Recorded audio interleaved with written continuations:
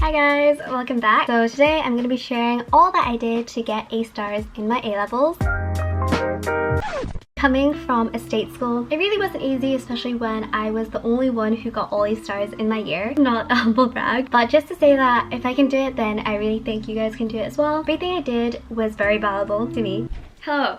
So that wasn't meant to be that dramatic, it just turned out that way because I was really extra with the music. But basically I just wanted to say, if you're like me and you didn't have that many resources, you didn't really have many people around you to push you to get A stars or to just do your best, then I hope you can take something away from how I lived. I hope what I share can give you some hope as well that you can do this and just share. So let's start with kind of like how I lived. I did revise every single day, not the sense where I threw myself into 8 hours a day immediately, but I built up to it. And even if it was just 1 hour a day, I would do at least some work or some revision. But I think for at least the 4 months leading up to my actual A-level exams, I did revise at least 8 hours a day. You should be doing that. It's like crucial time. And I woke up around 6 or 7 a.m. every day before school. I did an exam paper and then I would go to school, use up all my free periods to revise, and then go back home, relax, and then revise more. So all this is discipline. This kind of goes into motivation as well. I always had my mindset on the goal, and I told myself if I just work really hard for these 2 years without giving any excuses, then I can have a really guilt-free summer knowing that I worked my hardest and I did my best and I got to where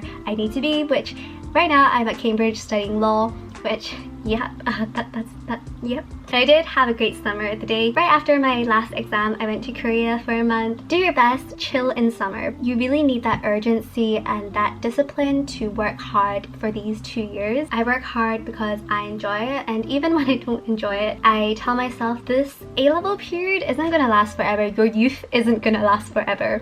And so actually your A-levels is a very precious time where you can give it your all and do your best as a student. Physically, how I discipline myself is that I planned my week always and I stuck it up like this.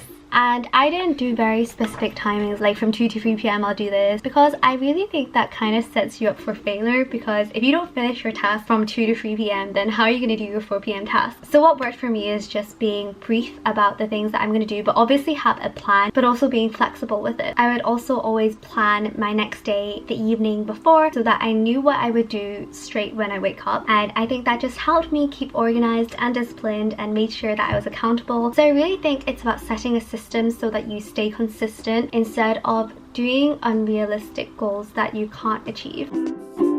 If planning like that doesn't work, then I also think that you can grab some post-it notes and write all your tasks on it on separate notes and then tackle one thing at a time. So I did do that sometimes when I really felt overwhelmed and that I had too many things to revise. Sometimes you just start too late, right? And you just have too many things. So if you just focus on one task at a time, then it seems like you've broken things down so that it's more manageable. I also use my phone for a brief overview of the month, and I use this app called Flip, which is a timer app. So I always set a goal for 8 hours a day and I can see if I've achieved it or not, and this was 8 hours on top of my classes. I never included my classes, frankly, because I felt like they didn't help that much, but I mainly use my classes for like extra revision and just reviewing the material. But I do know most people count their classes as part of their work or revision, but I did do 8 hours on top of that most days. Obviously some days you just can't, but you get back on track. And if you want to know how many hours I studied during my A-levels, so I started recording my hours from October the 10th, 2018 till June the 18th, 2019. So that isn't the whole of my A-levels, but it's,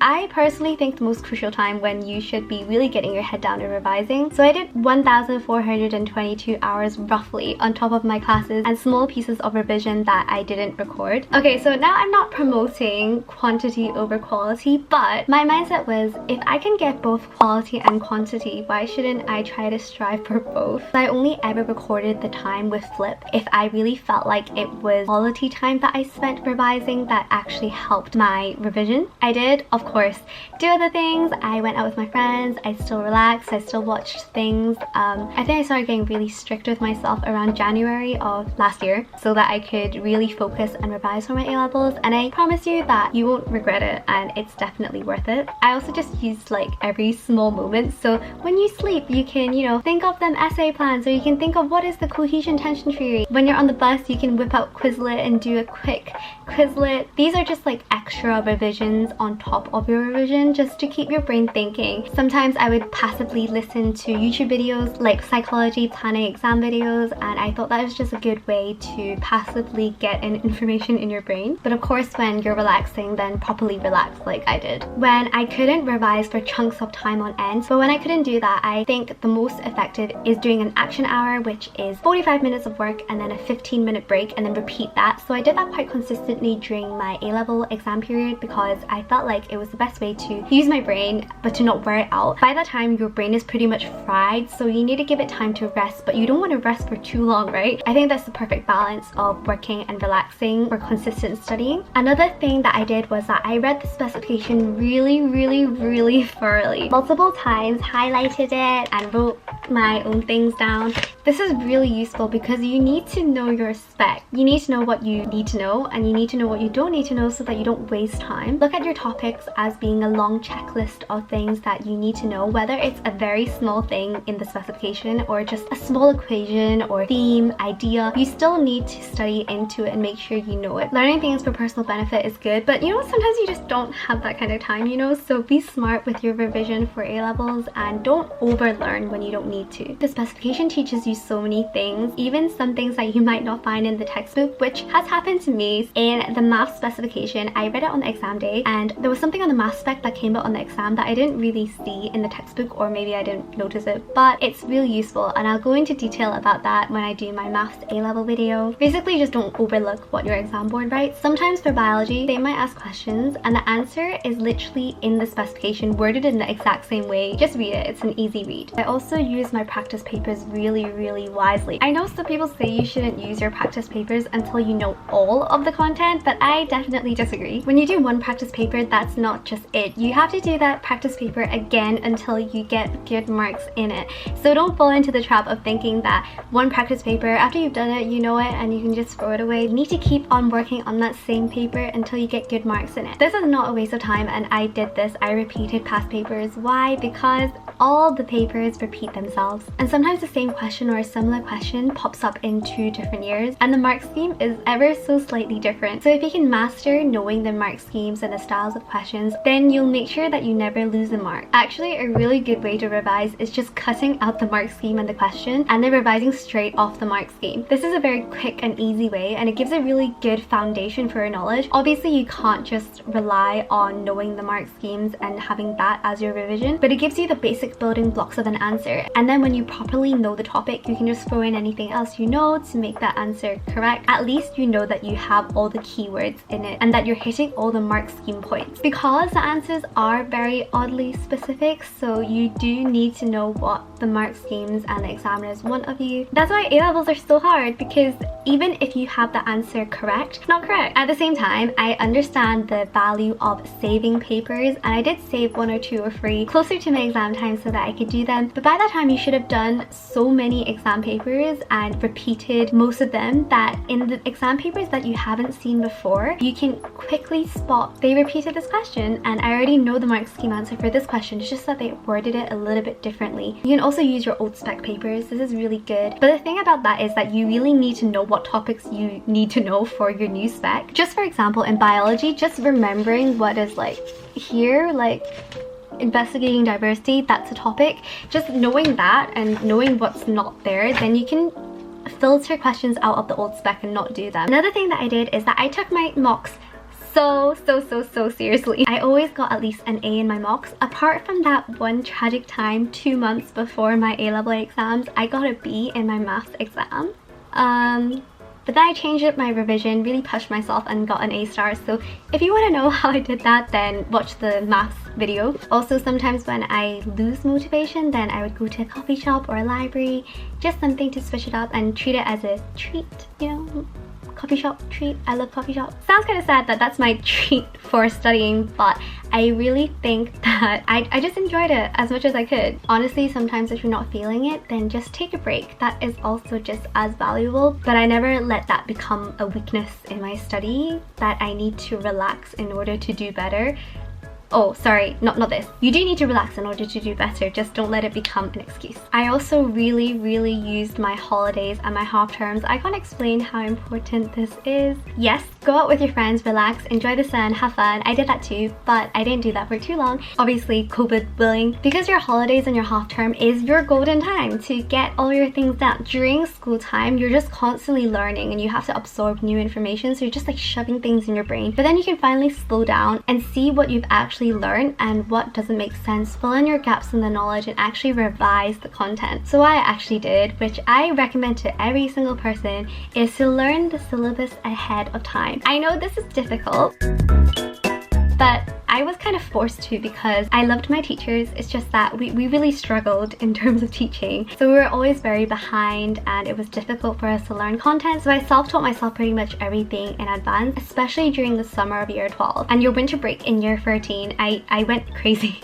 There's advantages in knowing the syllabus and the content ahead of time. It gives you time to digest. You can revisit the information. Also gives you ample of time for active recall, which you guys should know about. Every single time you revisit the information, your memory paths, you know, they're making them connections, so it's easier for you to remember the content and to just pull it out quicker. That's what you're aiming for, to just be able to pull things out really quickly. So the earlier you know your content, the better, and I really think there's no disadvantage to knowing the content earlier than everyone else. It just gives you more time to digest and more time to revise. So I really set myself up well for year 13 during year 12 so that I could have an easier year. If you go into year 13 knowing that you already have all your resources, then you're just so much more at ease, because you know you can't just forget your year 12 content in year 13. In year 13, the content does kind of get harder. Big mistake is if you only revisit your year 12 content like a month before your A-levels, because your year 12 and year 13 content is just as important, so don't neglect one. Another thing is learning content from your textbook is good, learning content from your classes is good, but treat that as like a very basic introduction. Most of the time, the textbook or your teachers isn't the best resource for your exams. Why? Because the exams want specific words, like I said before. Sometimes the textbooks are just overcomplicated, unnecessary, sometimes useless, and just not fitting for your exams. So for example, AQA Biology has this massive textbook that looks super smart, but honestly I did not read that at all, apart from when I was forced to in class. So what I used mainly, this one, which looks like a GCSE textbook. This one looks super friendly, right? And just so simple. I feel like when you look at it like this, it doesn't look like it's A-level content, but this is honestly the best textbook for biology in my personal opinion. Finding the right textbook is important, and I think CGP does a really good job of that. They condense it really well, but they also write in exam terms, so they're actually using exam terminology. But once again, treat it as like a basic foundation and then build on it using your practice papers. I also just want to put it out there as like, don't focus on what you got for GCSEs. I did get good GCSEs, but honestly your GCSEs aren't going to hold you back in life unless if you let it hold you back in your A-levels. You can do really well in your A-levels and get all A stars if that is what you want, and your past grades don't define how well you're going to do in A-levels. So if you want to apply for Oxford, then don't let that hold you back. Study because you enjoy studying. I know it sounds kind of crazy, like enjoy studying, but honestly like the vibes are there when you're studying with like your music, the sun, and like it's just a nice day and you're getting your content in and you know you're not going to be really anxious the month before your exam. Just being prepared. Just set yourself up for a better year ahead. Sometimes it gets to the point where nothing is going to save you. You know not everyone can get A stars in the exams. There isn't enough A stars to give out to people, so make sure you're one of the people that is getting the A stars. You don't get an A star from wishing to want an A star. You do have to work really hard, and if you think other people aren't supporting you, or if you can't do it, then just remember that I'm supporting, but also that you yourself is the biggest motivation for your own A-levels and for your own university choices and your own subjects, you know. Just do it for yourself. It's true that I want you guys to do well, especially when I know a lot of people don't get the support that they need and that they want. But like I said, I did self-teach myself a lot of things, and the biggest thing is discipline. So even if you don't have the best resources, the best teachers, you can still ace it. So this is going to be a series where I talk about A-levels and share my advice on A-levels. So please stay tuned. I am planning to share a lot, overshare. I'm planning to overshare, yes. I kind of just rambled throughout this video because I really just wanted to share what I did, honestly. The subject specific videos that I'm doing for math, psychology, biology, and the EBQ is gonna be a lot more structured, but I wanted to kick off this series with more of like a lighthearted chat. Bye!